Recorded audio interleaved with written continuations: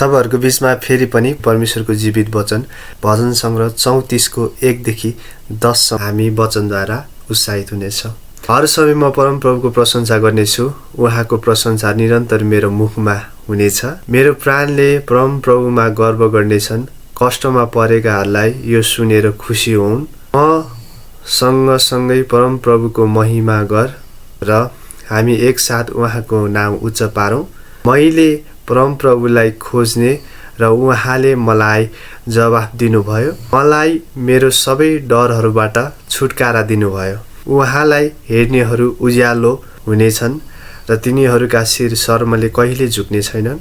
यस दुखित मानिसले परमप्रभुलाई पुकार गर्यो र त्यसलाई त्यसका सबै कष्टहरूबाट बचाउनु भयो। परमेश्वरको भय मान्नेहरूका चारैतिर परमप्रभुका स्वर्गदूतले सुरक्षाको घेरा लगाउनुहुन्छन् र उहाँले तिनीहरूलाई छुटकारा दिनुहुन्छन्। परमप्रभुलाई पारख गरेर हेर कि उहाँ कति भला हुनुहुन्छ र उहाँमा शरण लिने मानिस धन्यको हो।